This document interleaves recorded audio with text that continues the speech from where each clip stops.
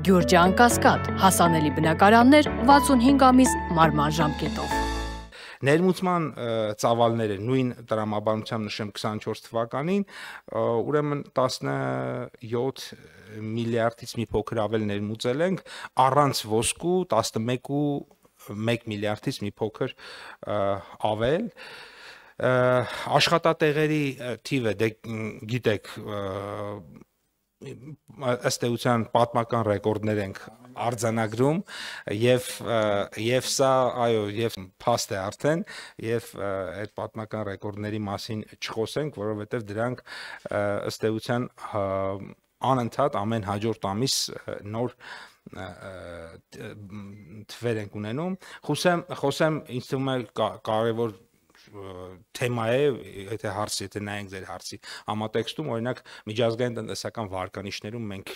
ինչ դեր ունենք, որովհետև էկոնոմիկայի նախարարության կամ կառավարության քաղաքականության արդյունքում դրանք կարող են եւ իջնեն եւ հելնեն։ Իհարկե էկզոգեն եւ էնդոգեն տարբեր գործոններ դրա վրա ազդում են, բայց նաև մեր քաղաքականություններն են դրա վրա ազդում։ Moody's-ում ըստ էության BA3 պահել ենք, Fitch-ում BB- պահել ենք, S&P Global-ում BB- պահել ենք, Economic Freedom Index-ում առաջընթաց ունենք։ 50-րդն էինք, դարձել ենք 47-ը,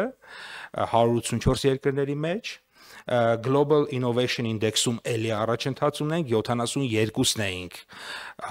դարձել ենք 63-ը 133 երկրների մեջ, առաջին անգամ հաշվառվել ենք Travel and Tourism Development Index-ում, 72-րդն ենք 119-ի մեջ, Economic Complexity Index-ում նոր տվյալներ չեն հրապարակվել, վերջին հրապարակված տվյալները, ուրեմն 91-րդն ենք 133 երկրների մեջ 21 թվականին եւ սա մեր թիրախն է, ըստ էության տնտեսական բարդության ավելացումը եւ նույնն ենք մնացել Corruption Perception Index-ում, այստեղ էլի 62-63-րդն ենք վերջին 3 տարիներին ոչ մի փոփոխություն ցավոք սրտի չունենք եւ սա ուսումնասիրել ենք տարբեր խնդիրներ կա, այդ թվում նաեւ դատական համակարգում, վճիռների արագության հետ կապված եւ այլն, այսինքն այսպիսի հարցեր կա եւ իհարկե մտավոր սեփականության պաշտպանության հետ կապված եւ սա այս պահին մեր կարեւոր թիրախներից է։ Ձեր վերջի հարցին էլ մի փոքր անդրադառնամ, որտեղ հարցերը այնքան շատ են, հնարավոր չի ըստ էության բոլոր հարցերին պատասխանել։ Մենք փոփոխություններ ունենք մեր քաղաքականություններում, պարոն Ավետիսյան, եւ այդ է նպատակը, որ այդ պատճառով հենց հիմա կառավարությունում է 3 ռազմավարություն, դա արտահանման ռազմավարությունն է, մեր երկրորդը փոքր եւ միջին բիզնեսի զարգացման ռազմավարությունը, որը դուք մատնանշեցիք, եւ մեզ համար հասկանալի է, որ փոքր եւ միջին, այսինքն մենք այնտեղ թիրախավորել ենք այդ ռազմավարության մեջ փոքր եւ միջին բիզնեսը, դրա զարգացման նոր ուրեմն զարգացման համար կոնկրետ գործողությունների ծրագիր ենք մշակել եւ ամենահետաքրքիրը այնտեղ մի շատ կարեւոր կետ ունենք գաղափարից բիզնեսի անցման, նախկինում էլ է դա ինչ որ կերպ կիրառվել, հիմա ավելի լավ մեթոդաբանություն ենք փորձել կիրառել, այդ այնա որ բոլոր այն մարդիկ որոնք ունեն շատ լավ գաղափար, խոսքը պարզ առևտրային գործունեության մասին չի, բայց չունեն փող, մենք իրենց ինչ որ չափով աջակցենք, որպեսզի իրանք երաշխիք տանք, որպեսզի իրանք ունենան փող այդ գաղափարը իրականացնեն եւ երրորդ ռազմավարությունը որոշեցի դա կանաչ տնտեսության ռազմավարությունն է, այսինքն առհասարակ անընդհատ նոր ժամանակներին համահունչ ռազմավարական առաջնահերթություն են կանում։ Հիմա նաև մի հարց էս էլ ասեմ ու ավարտեմ, մի հատ կարևոր բան դուք ասացիք, ասում եք այդ քաղաքականությունները օրինակ ինչպես են հողի վրա արտացոլվել։ Ամենահասարակ օրինակը բերեմ, օրինակ արտադրողականությունը մեր երկրում 1 ժամ հնան, մոտավորապես օրինակ հասարակ օրինակ բերեմ 2003-17 թվականներին 4-5 տարում $1 է աճել։ Միայն ամբողջ անցած տարի $1 է աճել։ Ընդ որում չեմ վերցնում միայն ամբողջ անցած տարի, որ խոցելի չլինի, որ ասեմ 18 թվականից հետո այսքան կասեք դոլարը արժեզրկվել, արժևորվել եւ այլն։ Անցած տարի կոնկրետ ընդհակառակը մեր դրամը հələ մի բան էլ արժևորվել է, այսինքն այս ցուցանիշի վրա ինքը նույնիսկ բացական ազդեցություն ա ունեցել, բայց մեր արտադրողականությունը ավելացել է։ Ինչու է ավելացել։ Ես դա ուղիղ կապում եմ մեր քաղաքականության հետ։ Մենք հիմա արտադրողականության խթանման ծրագրով արդեն 1.4 միլիարդ դոլարի պորտֆել ունենք։ Ինչ նշանակում 1.4 միլիարդ դոլարի, այսինքն 1.4 միլիարդ դոլարի մեր բիզնեսը գնացել է մեքենա սարքավորում առել, իր 90-ականների սովետական ժամանակների այն հին տեխնոլոգիան փոխել է նոր ժամանակակից գերմանական, ամերիկյան, չինական, տարբեր երկրների արտադրության մեքենա սարքավորումներ են բերում, որոնք իրենց արտադրողականությունը ավելանում, այսինքն քաղաքականություն, արդյունք կապը շատ տեսանելի է եւ ես դրա հետ եմ պայմանավորում։ Շնորհակալություն։ Պարոն Ավետիսյան, եթե արձագանքում եք, խնդրում եմ մենակ կարճ։ Հա, ես ուղղակի աննախադեպ եւ ասում եք այդ մեծ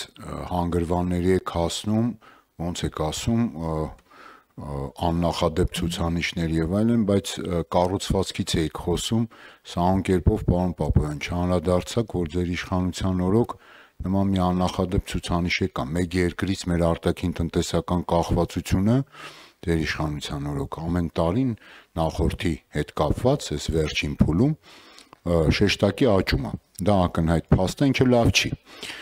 լավ է որ առևտուր անենք ցանկացած երկրի հետ, բայց վատ է որ կախվածությունը մեկ երկրից ցանկացած պարագայում ոչ թե դիվերսիֆիկացվում, այլ մեծանում է եւ հաջորդ կարևոր խնդիրը, որ նորից չանդրադարձակ, ես հենց դրա համար էի ուզում, որ մենք գանք դրան, իրական հատվածն է։ Արդյունաբերության ոլորտը ասում եք տեսակարար կշռով աճել է, բայց արդյունաբերության ոլորտի եթե ոսկին հանում ենք, էլի ձեր ասած, ոսկին հանում ես, վայթեմ արդյունաբերության ոլորտը նվազել է, ոչ թե աճել։ Այսինքն սա մեկ, գյուղատնտեսություն դե գիտեք, ինձնից լավ ազատ անկման մեջ է ըստ էության, հիմա սա եւս կարևոր ցուցանիշ է,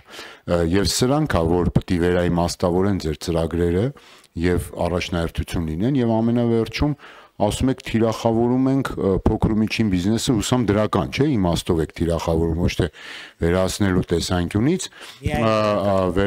հուսամ չեք վերացնելու, որտեվ թիրախավորել եք, հարկը բարձրացրել եք, մարդիկ բողոքում են, նորից ոնց որ հարկը, հիմա էս է հարցը, էլի ինչ եղավ այդ 6 ամիս անցավ, նորմալ էր այդ կրկնապատկումը հարկային բեռի, թե ասենք վերադառնալու եք եւ ինչ որ ձևով, թե չէ ռազմավարություններ, մարտավարություններ, գլոբալ ինդեքսներ, միջազգային հարթակներ, այս մարդը կոնկրետ հիմա աշխատում է, վճարում է կրկնակի արդ, ունի բարդություններ, որտեղ անցած տարվա նկատմամբ շրջանառություն է կրճատվել։ Այդ մարդուն ես կարամ ասենք, եթե հարմար լինի ձեզ, ուղարկեմ մի քանի հոգու գա, ընդունեք, լսեք իրենց, գուցե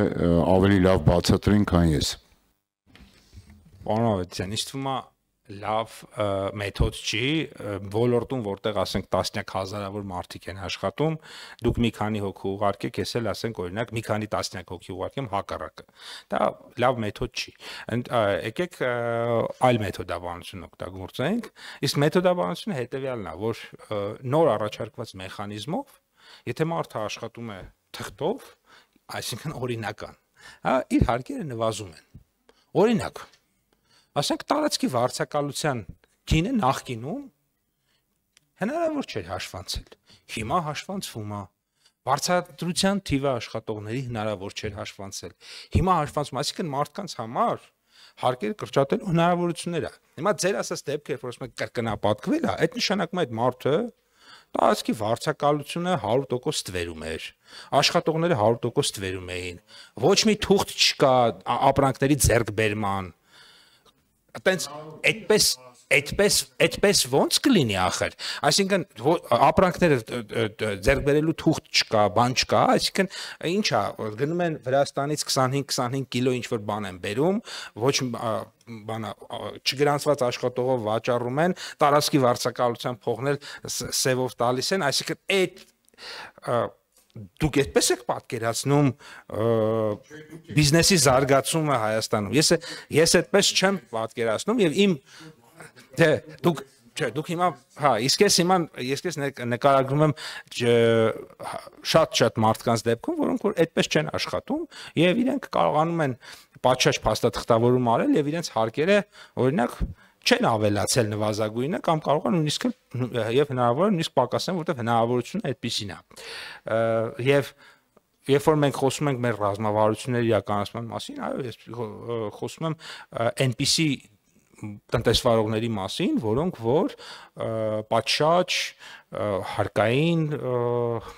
իրենց հարկային պարտականությունների պատշաճ են իրականացրել եւ այլն, որտեղ մեր ծրագրերի մեջ շատ կարեւոր պատճառ է պայման, այսինքն էկոնոմիկայի նախարարության, պետության, ժողովրդի փողից օգտվելու համար պետք է պատշաճ վարկագիծ բնականաբար ունենալ եւ այդ վարկագծին համապատասխանող բոլոր տնտեսվարողները մեզ մոտ